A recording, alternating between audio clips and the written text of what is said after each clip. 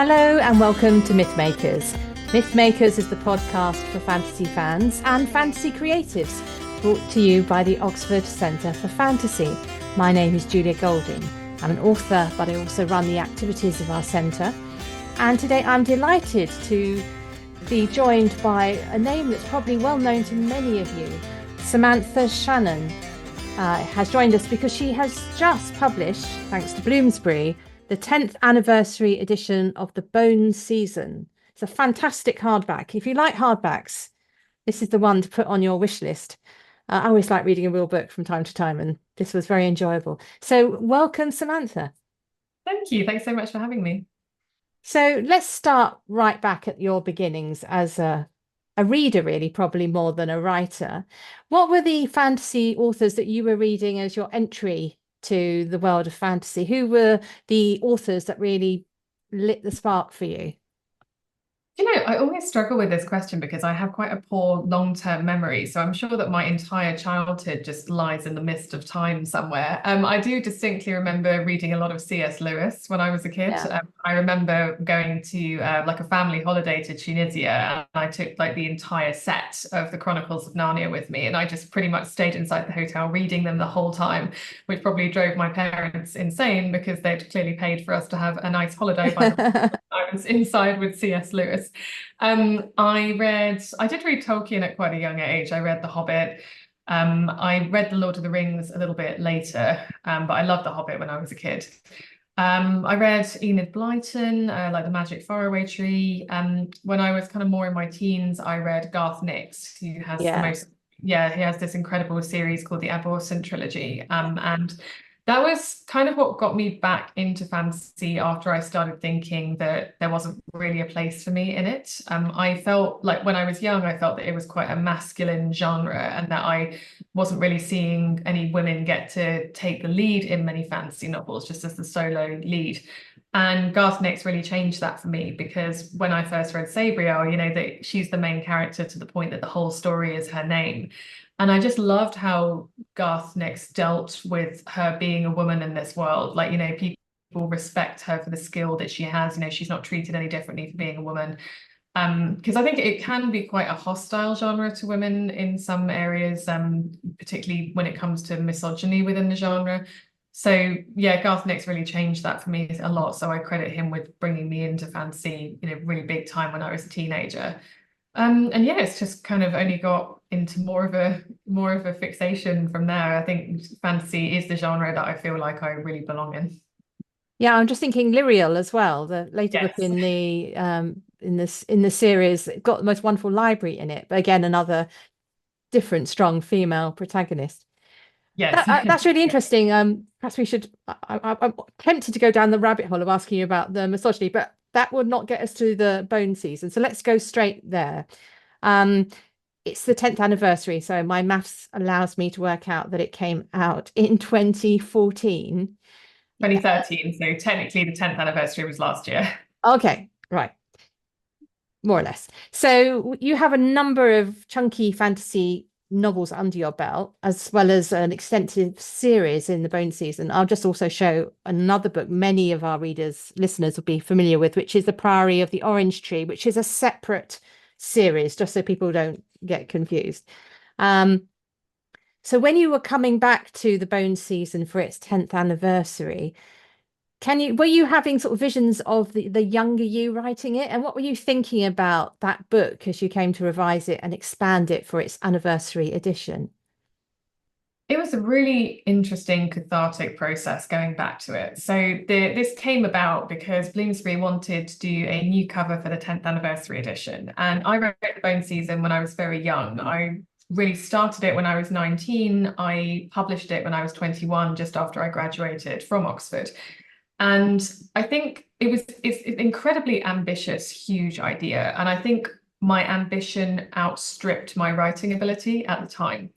I was also trying to do a degree at the same time as writing it. And also there was a lot of media interest in me during my first year after I signed my book deal because of my age.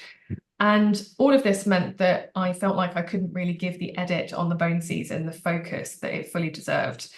And if it had just been a standalone novel, I wouldn't have really thought anything of it. I think that each book we write is a kind of time capsule that represents the writer we were at that time.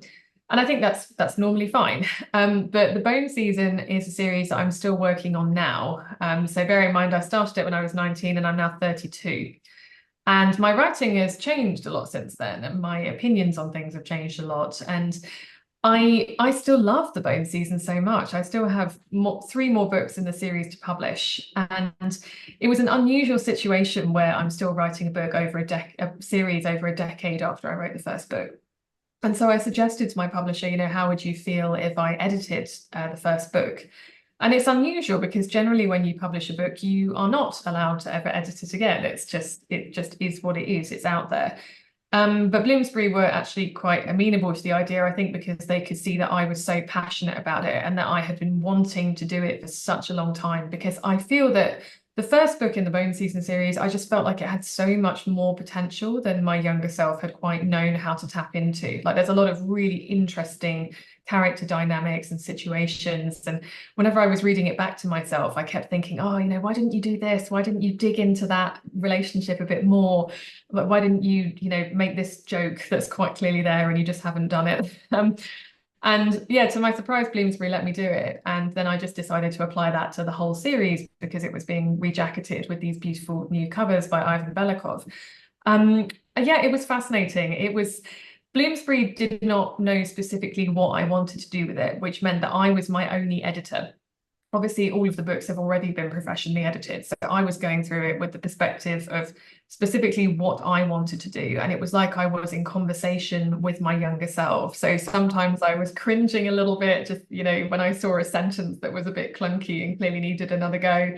But generally it was kind of lovely and cathartic. And I ended up being actually very proud of my younger self, because considering how young I was, to have this huge world in my head even back then, I don't think I could come up with a world like the Bone Season now. I think being 30 has just exhausted my brain too much. But yeah, it was really fun. I enjoyed it in the end.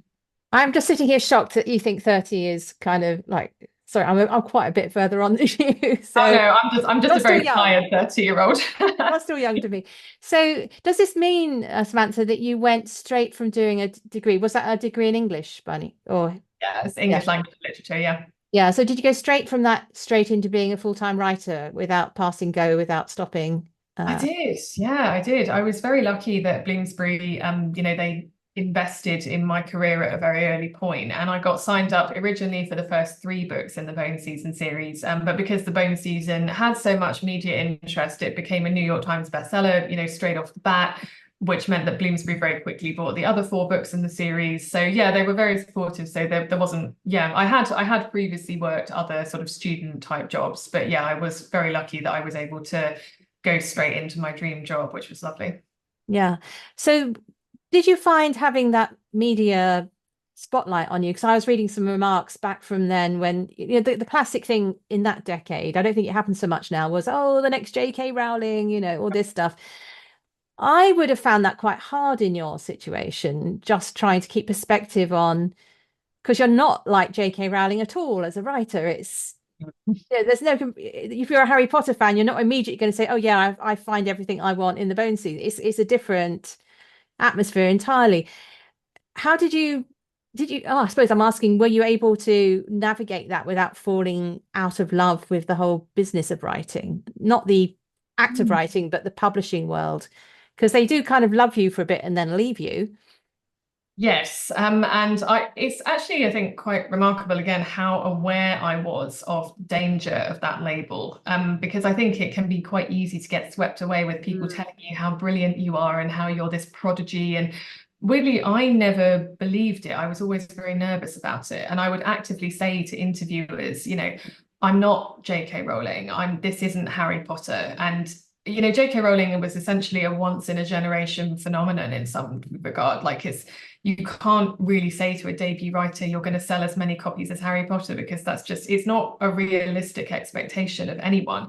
And I think the comparison between me and J K Rowling was quite shallow on the surface. It was because we are both British women who were publishing with Bloomsbury and both had fantasy books that would comprise 7 installments. And I really think that was it. I don't think wasn't really deeper than that, but it ended up getting slightly out of control. And I just had this label of the next J K Rowling for well over a year. And the other thing I noticed that was quite dangerous was that I was constantly being praised for how young I was. And the thing about age is that it's finite. It goes quite quickly. They don't keep you young for very long in publishing. I think it lasted until I was maybe 22 or 23, and then I stopped being called young. And I was very, very conscious of that. I was thinking, if they're pitching me as my unique selling point is that I'm young, I've got a maximum of maybe 3 years before that runs out. And I was keenly aware of that danger. And I don't think I fell out of love with the process of publishing. I mean, it was perhaps because I just hadn't done it before and I hadn't had time to be jaded by it. And, I wanted this so badly. It was the dream I've had since I was a little kid, was to be a writer. I used to literally wish on stars, please, please make me a writer.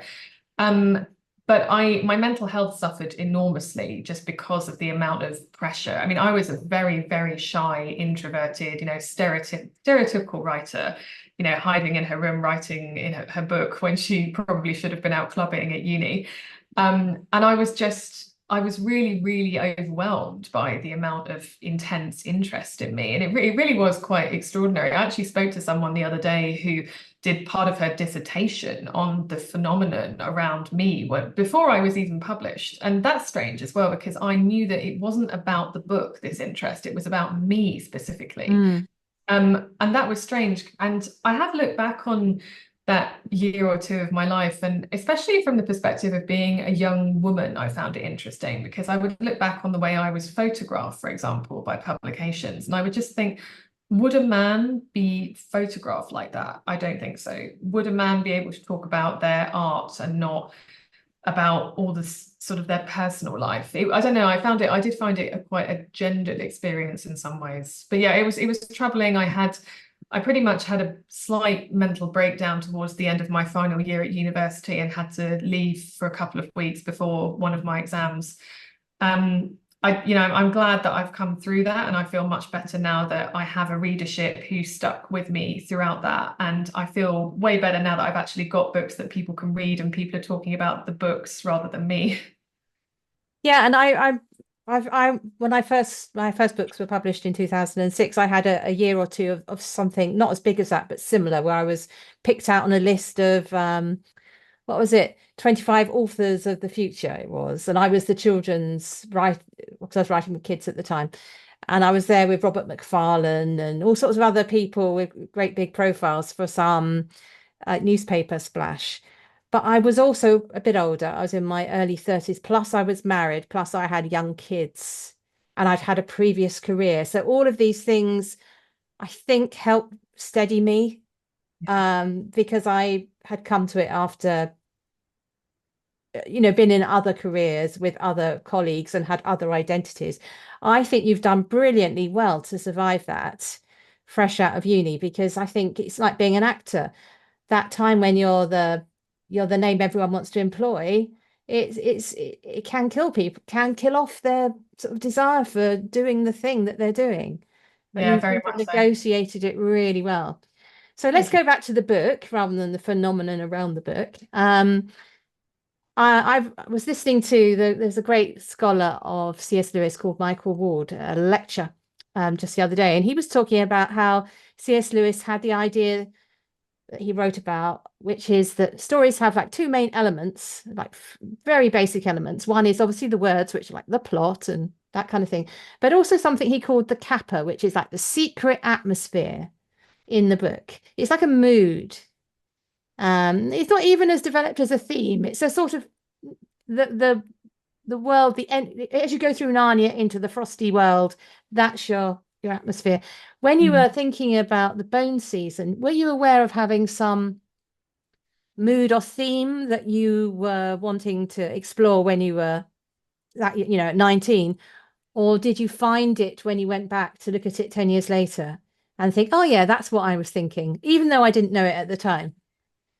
Oh, that's such an interesting question. I'm not really sure in terms of atmosphere. I mean, it was the Bone season was two very different ideas coming together, and one of them was magical and one of them was dark. And I suppose I wanted to capture both of those things. And it was really two of my favorite genres coming together. So one of them is the dystopia, which is where the dark and the gritty atmosphere comes in. And one of them was epic fantasy. And I've always loved the scope of epic fantasy. And what I find really fascinating about the two genres is they almost do opposite things in some ways. So dystopia, usually when you read a dystopian novel, it is quite restrictive. So it's contained to one small community. And often that's very much the point. If you think of something like Divergent, for example, Yeah. it's all set within Chicago. Well, I mean, not the last book, but it's this very contained, controlled environment. And I was really interested in what happens when you bring the two genres together. So, what if you had an epic dystopia where you see both inside and outside the dystopian world? And I think one of the inspirations behind that was Margaret Atwood's The Handmaid's Tale. And there's a really curious bit in that where tourists come into this, horrendous misogynistic world that she's constructed. And they're looking into Offred's world like as tourists from the outside. And I found that really interesting because I hadn't really seen that in dystopia before. So I did want to capture this kind of dark, stomach churning feeling that dystopias kind of provoked in me. But also I loved the magic of fantasy as well, and I wanted to inject that into the genre. So yeah, in a way, it's two very different atmospheres pulling against each other. And I think Oxford was a great place for that because there is a lot of magic in it. It has this reputation as being this incredible, beautiful place. But then for me in my mental state, it was a much darker place. So yeah, there's two atmospheres kind of vibrating against each other throughout the text. Yeah, so I mean, I was thinking about the use of Oxford in it. I moved out of Oxford about 2 years ago, but I'd lived there for a very long time as an Oxfordian or a normal person in Oxford. After I finished my doctorate, I was then just there as a normal folk. And one of the interesting things I think about Oxford when it appears in novels is the story about Oxford that people choose to tell, because very often it's about this university. And obviously, because of your experience of Oxford at the stage was that, I was wondering if you felt that the Oxford University side of it was the seed of your idea or the soil in which it grew. That was the way I was thinking about it. Yeah, so like I said, it really was two separate ideas coming together, but I suppose I could have chosen to set the bulk of it in London rather than Yeah. Oxford. And London is where we go in the first sequel, The Mime Order. So essentially it was the fantasy aspect of it came from London and the more dystopian element came from Oxford. And partly that is because my mental health was not great the entire time I was at Oxford, even before I had my book deal. I did feel very much like an odd fit there. I felt like a bit of an outsider. I come from a state school, not a grammar school or anything, just like a normal state school. And I did feel very out of my depth. I knew people, for example, who had been able to learn Latin at school. I didn't have that opportunity. So I felt this slight fear and anxiety pretty much the whole time I was there because I was just so sure that I wasn't really good enough. I was suffering from terrible imposter syndrome the Oh, whole time. completely. Yeah. Yeah, and it Yeah, didn't. that's a very familiar story you're telling here. Yeah, and it didn't really help when I didn't do especially well in my first year exams, my prelims, and then you get sorted into either the scholars or the commoners. I went into the commoners, which I still think is kind of terrible when you think about it for too long. Um, but yeah, so some of the dystopian elements did come from the Oxford exam system. So the tunics that the characters wear, for example, when they pass their tests, they're white, pink, and red, which is after the carnations that students wear for exams. And yeah, just generally, I was walking around the city looking at these beautiful old colleges and just imagining them as residences for these kind of powerful creatures that had control over the lives of these young people that have been shepherded in there.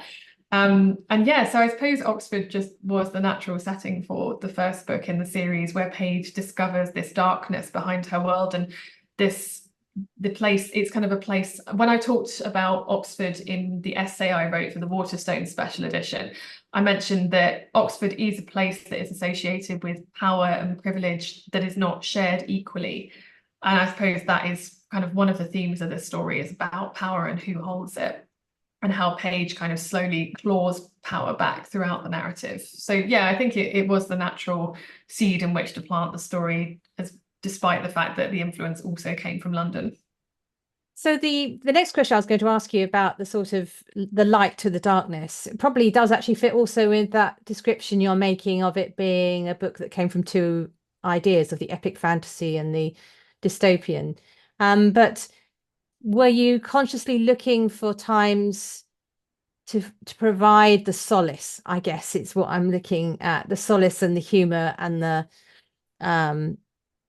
because it's not an unrelentingly bleak read.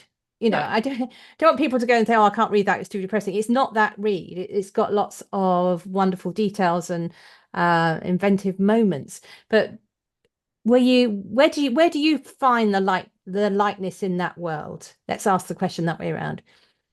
Sure. So the main one is, to me, just the character of Paige. When she came into my head, I really wanted her to be someone that the reader wanted to have them leading them through this dark world. And Paige can be serious, she can, she has a lot of moments in the book where she's very heroic and steps up to the plate. But she is also quite a naturally funny character, and she can see the humor in her situation. And one thing I did in the anniversary edition is I added a moment where she and her friend Julian, who've just been taken to Oxford and imprisoned there, they have this moment where they kind of acknowledge their situation and then just burst out laughing, because it's kind of horrific, but it's also ridiculous and absurd. And I just wanted them to have that moment where they just laugh at the ridiculousness of the situation. So I think Paige is someone who has, a bit of a sense of humor. She does see the kind of dark comedy in most Yeah, situations she's in. And for me, I knew that Paige was going to be the perspective that we saw the entire 7-book series with. And therefore, she couldn't be someone who was too serious, because otherwise the reader would just find it too big and overwhelming. yeah. So Paige for me is sort of the person who keeps the reader afloat in that sense. But I also did, like I say, want to tap into some of the magic of fantasy as well. And Paige has this gift. She's a dream walker, which means that she can leave her own body and jump into other people and possess them. But there is a kind of wonder in that gift that she has. And she also loves her home in the criminal underworld, where there are all these kind of very flamboyant, kind of exuberant characters, the kind of the crime lords of London that she remembers. So I did want to show the reader why she loves being clairvoyant, and the sense of community that she gets from being part of that world. So there's a scene, for example, when it comes to the magic of her gift, where she enters the dreamscape, which is kind of like the mind of a butterfly, and just sees how extraordinarily beautiful it is, because butterflies see in like very vivid color. And she just has this amazing moment where she knows what it's like to be a butterfly. So it's just those little moments of wonder that I try to inject into the story, I think help carry you through the darker parts, hopefully. But that's not a precious moment though, because she, in the sense of being too twee, because she gets catapulted out of being a butterfly, and Oh yeah, it doesn't last very long. backlash. It's always like little moments in the bone season. You get a little bit of happiness for about 5 minutes, and then I take it away again. It's not so much. I think it's quite funny. That a big person trying to be a butterfly. I mean, it's just She's uh, horrified. Yeah, she realizes that she doesn't even know how to breathe as a butterfly, because they don't have yeah, lungs. But yeah, yeah. I remember when I was writing the 5th book in the series, which I've just finished pretty much. There is a moment where I take Paige and one of her sort of the other characters out of the horror for a few chapters, and just give them this time to spend together. And I knew that it was a little bit odd in terms of the pace of the story, that I just take Paige out. And I thought my editor was going to say something about it. And then she just said, you know what, I think Paige just deserves a break. And we kind of agreed. So yeah, On I think, holiday. Yeah. yeah, it's like a little holiday. So I'm glad that we came to that agreement together. I think for me, the other area I found the lightness, other than in Paige, was in the friendships and the courage. So Yeah, Julian and Liz, and Nick, these other characters who are in her world, um, you feel that she's loved. very much And so. very Yeah. often in dystopian novels, that people are, it's so cruel that people aren't really able to love each other. which I suppose is the, 1984, it gets to that point, doesn't it? It was the most depressing part of it. Yes. Yeah. And I think you've kept alive the what's it, the rewards of human bravery, love, and loyalty. So yeah. I'm glad. Yeah, it is very much about found family in that respect, Mm. because Paige's own family has really been taken away from her by Sion and by the circumstances that she survived. So it was important to me that she does have this kind of this kind of motley crew around her who act as her family, and that a sense of family that goes beyond being related to each other by blood. And yeah, I did really love writing characters like Liz, who is just a fundamentally very kind person, despite the Mm. fact that she has been so downtrodden, and so just, she has lost a lot of hope, but she has kept that fundamental sense of kindness about her. And yeah, I mean, if the characters aren't fighting for something, some kind of light or love, it would be difficult for me to write. So yeah, she's definitely fighting to protect the people that she loves and who love her back. So here's a kind of more of a craft question, because one of the things that sets apart a fantasy writer from, say, a historical novelist is that you're reading a lot of world building rather than research into a particular, or historical moment. So looking back at however you do your work, the new edition has a very helpful glossary and explanation of your world at the back. It looks very organized, as though you've got very neat notebooks with all this in. Is that true, or is it all just an emergent world which you've then made an index for? Neither actually. So it's not immersion. I do definitely plan the story, but in terms of world building, and it always horrifies people when I tell them this, Okay. it's pretty much all in my head. I have an extraordinarily detailed memory when it comes to my own worlds. The sacrifice I make is that I can't remember basic stuff about my everyday life. I will not remember to, get the boiler serviced, but I will remember random little details about my own world. So yeah, I just seem to have a very good memory for that kind of detail. In terms of plot, I do definitely plan that out. I very much admire my colleagues who can write stories just on the fly. And I think there can be upsides to that. I think that it means that you are reacting to, you're not trying to force the character to do something that doesn't fit with their personality, or yeah, I think you can kind of cause them to react to things in the moment, and you can develop their character based on that. For me, writing a 7-book series like The Bone Season, I don't think I could have not planned it. I mean, certainly my plans have changed over time. Like originally, book 5 was supposed to have this whole sort of pregnancy storyline that it does not have anymore. So I have really drastically changed some parts of it, but I have always broadly known where it was going. For me, I compare it to, if you're just wandering around with a map but you don't have a destination, then you're not really going to get anywhere. You can explore, but to me, I like to have the destination in mind. And then Yeah. that leaves a bit of flexibility to choose how you get to your destination. You could potentially take a few different routes, but I like to know who the character needs to be by the end of this novel so that I can get them there. And I am a very chronological writer as well. I can't skip ahead to write scenes because I need to live everything with Paige, so I know how she's reacting and who she's becoming. But yeah, definitely planned in terms of the main events of the story, what I know I'm going to reveal in each book, that sort of thing. Yeah, I can't imagine how else you'd keep hold of a 7-part series otherwise. It would be, I mean, there have been examples like The Wheel of Time, which took a while to get through to the conclusion, and of course, Game of Thrones, which is sort of, and also The Name of the Wind. Mm. They don't seem to, and I imagine those writers, certainly in the case of George R. R. Martin and Patrick Rothfuss, maybe are more emergent in their thinking. I don't know. Yeah, I know Martin has described himself as being a gardener rather than an architect, where he Yeah. called Tolkien an architect, which I found interesting.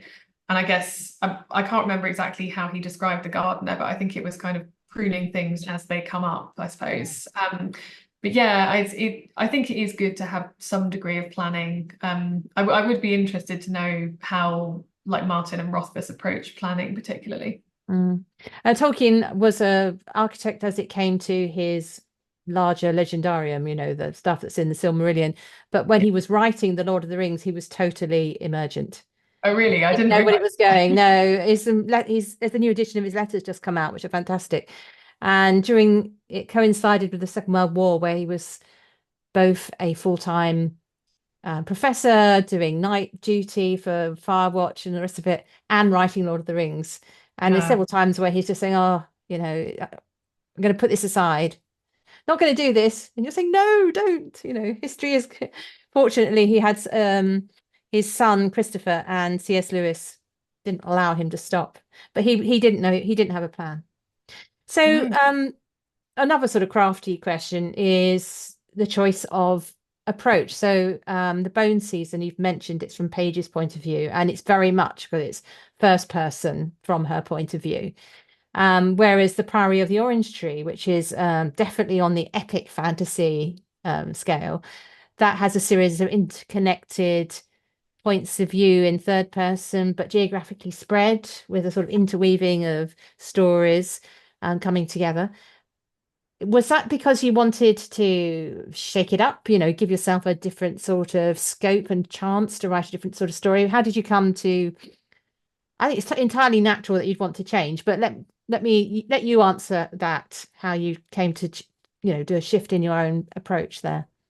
Sure. Well, when I was younger, I always wrote in limited third person perspective. I don't recall ever not writing in that way. And so I was quite surprised when I came up with the basic premise of the Bone season, and I just suddenly heard this voice in my head just saying, I like to imagine there are more of us in the beginning, which is the first line in the Bone season. So I being the first word. And that was very interesting because I had never written in first person, and her voice came to me so strongly, just almost out of nowhere. And it felt right. It does come with its challenges. Both of them come with their Mm, challenges. So with first person, just from Paige's perspective, the main challenge is that you don't know what the other characters are thinking, what they're doing all the time. So all of these characters have to be built through Paige.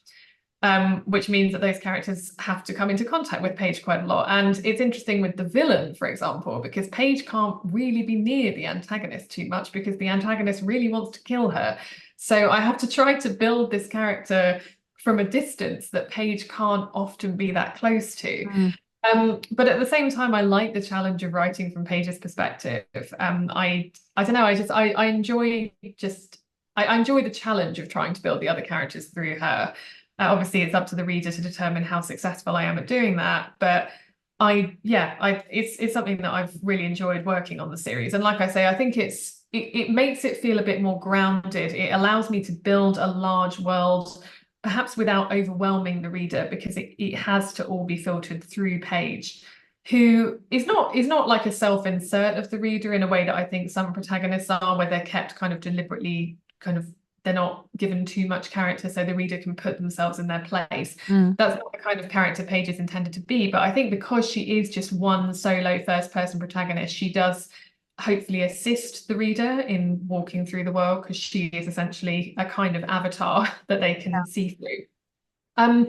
With Priory of the Orange Tree, again, it brings advantages and challenges. Having 4 or 5 perspective characters allows me to explore a lot more of the world, to build a much bigger world. I can, have multiple countries being shown at the same time, show the same event and what effect it's having in multiple places. Yeah, again, it's I suppose it's challenging just because you have to distinguish all the voices from each other. I really want the reader to open the page and know straight away whose head they're in. Yeah. That is easier in the third person. I really admire writers who write multiple first person perspectives, because I Yeah. think that's deeply, deeply difficult to distinguish the I voice multiple times. And I'm not sure it's something that I'm brave enough to attempt at this point in my career. But yeah, and I think the Bone season, with only having Paige does work as well because it is just set in our world. It is an alternate version of our world, but you're in countries that you recognize. You know, you're hearing about Paige being in France or kind of England. There's landmarks that exist in our world. So I think it's a bit easier to filter that just through one person. Whereas the Priory of the Orange Tree is a big, although it is inspired by our world, the countries are their own places with their own history. So in a way, I need multiple voices to introduce the reader to that much of a big new secondary world. Yeah, that makes absolute sense. But the problem about that, of course, is finding a way of entwining them together. Thinking back to the Tolkien example, the Amazon series Rings of Power has that problem. It's Yes. got so many disparate storylines that finding how they connect. Yeah, I'll be interested to see how they deal with that in Yeah. season 2, actually. Yeah, so in fact, in A Day of Fallen Night, which is the prequel to Priory, there was a scene where I really wanted all 4 of the main perspective characters to come together, and I just could not get one of them there. It just would not make sense for her to be on a glacier, like miles away from where she's supposed to be. So I kind of imagined her being there in spirit, like has like a mental connection to one of the characters who are there. But I managed to entwine, 3 of the storylines at that point. Priory of the Orange Tree, I do actually manage to get all 4 of them in one place, which I was very proud of. But it does take quite a lot of work and fiddling. And there was another scene in A Day of Fallen Night where there's a character called Wolf, and I really, really needed him to be on a battlefield at a particular time. But he was so far away from this battlefield, and I could not work out how to get him there. So originally there was this slightly unhinged scene where he has to ride a dragon to get there, but people do not ride the fire-breathing dragons in the world of Priory. So I had to kind of debate with my editor, and then I had to change the timeline so that he could get there. He had more time to get there, and it was just I managed it in the end, but it was a bit of a balancing act. But fun. That sounds like fun. Very much so. So going back to Tolkien, he talked about him seeing his work as applicable to our world, but not allegorical, because people at that time, back in the 50s, were trying to make the ring to be a nuclear weapon, that kind of simple. Yeah. And that annoyed him like no end. But he was very happy with the idea that you as a reader could apply it to what happens when some very large, powerful weapon is invented. I wondered about the Bone season, because when you come back to work 10 years later, you are coming back really as a reader primarily, aren't you? Did you see things that you felt were applicable in it to our present moment? Some thematic things.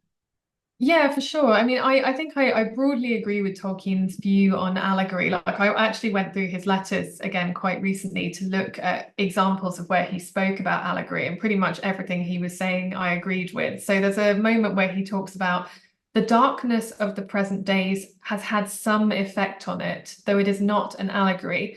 I have already had one letter from America asking for an authoritative exposition on the allegory of the Hobbit. And I think that the idea of like an authoritative exhibition, I think it's a reductive idea that there is one single true meaning behind the text, that all readers should be scrabbling to uncover what the meaning is. And I agree with Tolkien that I don't think that's particularly helpful or a great way to look at fiction, or indeed a great way to write fiction.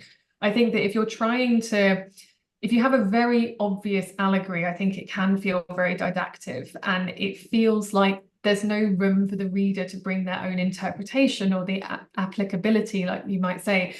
And the thing I love about writing fiction is that every single reader will view it through the lens of their own experiences. And I can't possibly know what those experiences are when I write the text. And it has been fascinating speaking to readers of the Bone season. I haven't heard many comments about the allegory. I did have someone ask me once if it was supposed to represent the queer experience. I think the idea was because all the voyants have different aura colors, so they kind of form a rainbow altogether. So was it supposed to be an allegory for the persecution of queer people throughout history? And I wouldn't want to say, did I write it with that intention? No, but that doesn't mean that your view on it is incorrect. That is your interpretation of it. And I don't want my interpretation of it to be so obvious that it forces out the potential for other interpretations. So yeah, I very much agree that applicability is important. As another thing I wrote down that Tolkien said, he said, there is a moral, I suppose, in any tale worth telling, but that is not the same thing. And he's referring to allegory there. And I agree that often, I mean, you almost can't write fiction without your own morals and opinions Mm. being fused into it in some way. So yes, the Bone season has a lot of ideas that I agree with, like, you should not mistreat people based on something that they can't control. That's a very fundamental belief I have. But I wouldn't want to specify it to a particular historical event or a particular situation in the real world, because ultimately it is supposed to be a story, and it's something that is enjoyable, and it's not supposed to be an exact mirroring of our world. But certainly if you have a story that can be applied to the real world, sure, that's great. I don't have any issue with that. I think that is often the mark of a strong narrative, that if it allows a lot of people to connect with it and see their own lives and experiences reflected in it, then that's great. So what's next? You've mentioned that you have just finished the fifth book, which presumably is now going to go into the edit process, or is it already in the edit process? It's in the edit process, so I've got a couple more proofreads on it, I think, but it's taken shape as the final book. And are you finding different themes and challenges for Paige evolving during I don't want to ask you too much so you give away what's going on, but just as she's obviously getting older and her position in the power structure is getting more she's rising in a certain way as well as being knocked back, there's a sort of are you thinking that you are touching on other themes which aren't apparent from the Bone season? Yeah, I always remember I read a review of the Bone season when it first came out, and somebody said something along the lines of, I don't see where she can take the story from here. It feels Okay. finished. For me, I was like, no, very much. This is so much bigger than people realize. And I think that, the first book doesn't necessarily let on how much bigger it's going to get. But in this one, Paige is actually taken very much out of her comfort zone, because this is the first time that we leave the Republic of Sion, which is something I always wanted to do, was to show different parts within Sion, but also take Paige outside it. So she's now in the free world for the first time since she was 8 years old. And that was really interesting, because she has learned to survive in Sion, but really doesn't know how to survive outside it at this point. And she has this curious sensation where she thinks of her comfort level in relation to how much closer she's getting to Sion, which is this dystopian, tyrannical state. But she feels completely out of her depth outside it. So that's been, without any spoilers, it's been a really interesting situation for me to explore with Paige. And yeah, a lot of fun, given that she has been steadily creeping up the ladder, and now she's essentially doesn't really know what to do with herself. But yeah, it's kind of the book where, for me, the fourth and the fifth book are where Paige is at her low point, and then she starts going back up again. Because you are considerably younger, that idea of the oddness of being outside a structure like that reminds me of what I was when I was growing up. It was all about the Iron Curtain. Oh, And if yeah. you met people who'd come from Eastern Europe, that their idea of what was normal and what was level and comfort was entirely different from, again, free world, but in our political terms rather than in your literary terms. So I'd be very interested to read that and see, yeah, because that was a lot of people I was meeting in the early 90s. That was their experience. I was just living in Poland as a British diplomat, and the changes society was going under that time are absolutely fascinating. Things that I had taken as obvious, like you have charities, wasn't normal there because everything is provided by the state. Oh, yeah, that's so So things interesting. like the Samaritans and all that kind of stuff, helplines, was a new concept. Um, and you just have to stop and think, okay, I'm taking so much for granted about my point of view. And this person has had an entirely different set of options. Exactly. It's fascinating. So, Samantha, that's been absolutely fascinating. So just as we come out of this discussion, it'd be great if you had a fantasy tip to our listeners, something that you think they might enjoy reading or watching, or even a tip about writing that you value as something that really helps you.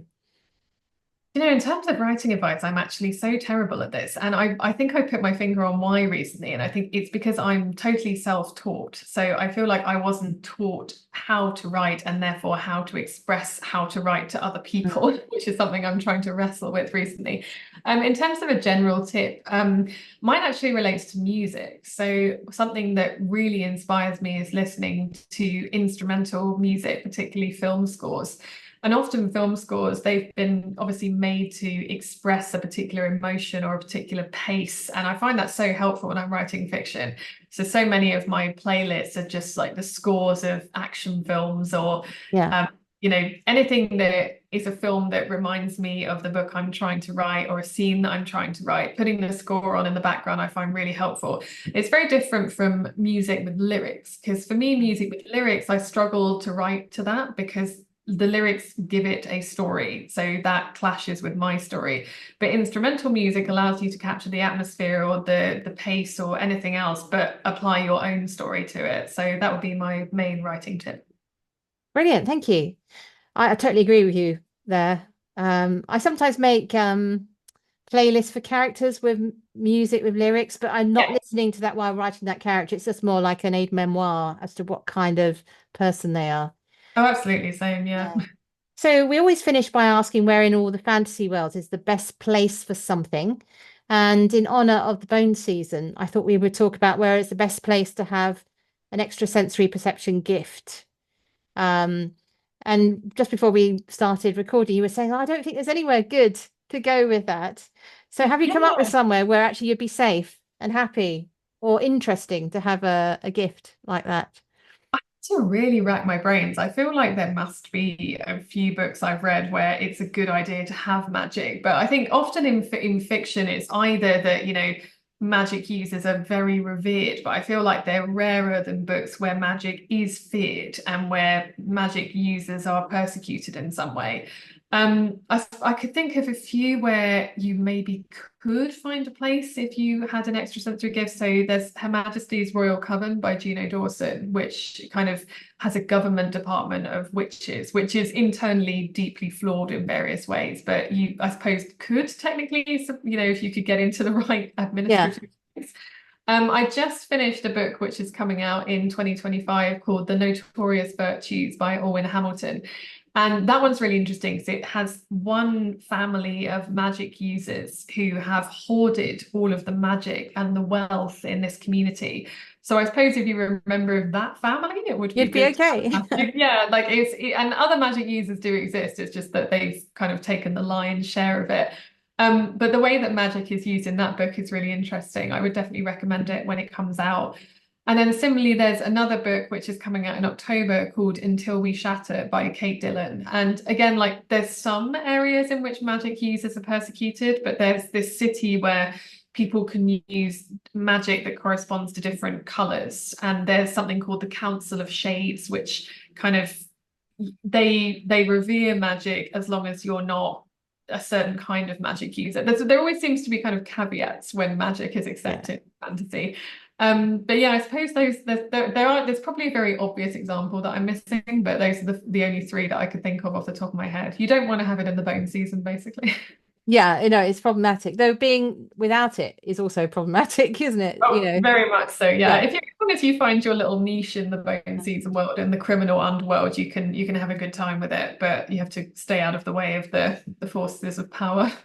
So my pick for this is I actually wrote a whole series as under my pen name Joss Sterling, the Savant series, which is a YA series starting in about when did I start that? About 2009, I think. And the first one of that's called Finding Sky. It's contemporary setting, and a lot of people who know me as a writer, that's the series they love because the Savants are like a secret society working within our contemporary world, Oh, and it cool. has an element of fated love in it as well. So it's a good world to be have ESP. But Oh, good. somebody I mean, else's world, I think I would pick well, there's lots of good places to be a witch, isn't there? If we think witch being a witch, having those kind of gifts is similar, yeah, maybe like then I the wouldn't work. mind being James Nichols, who's one of our tutors, one of our courses, he wrote a series called The Apprentice Witch, Ah, a cool. kind of cozy fantasy for middle grade. That's quite a nice place to have these gifts. Yes, I Not too imagine. dangerous. You're not going to be, come to a sticky end in the way of the bone season. Yeah, I imagine cozy fantasy. It's not something I read a lot of, but I imagine there is a wealth of nice places to have magic within that genre. I'm not surprised to hear that. Thank you. Thank you so much, Samantha. And we look forward to the fifth installment in due course. But in the meantime, do look up the wonderful 10th anniversary edition. If you read The Bone Season a while ago, it's well worth going back to now because you'll get, as we've just heard, so much more from it and a sort of finely polished version after the 10 years on edit job that was done. So thank you very much for joining us. Thank you for having me.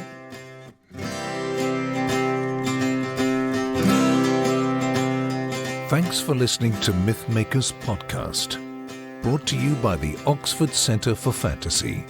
Visit oxfordcenterforfantasy.org to join in the fun. Find out about our online courses, in-person stays in Oxford, plus visit our shop for great gifts.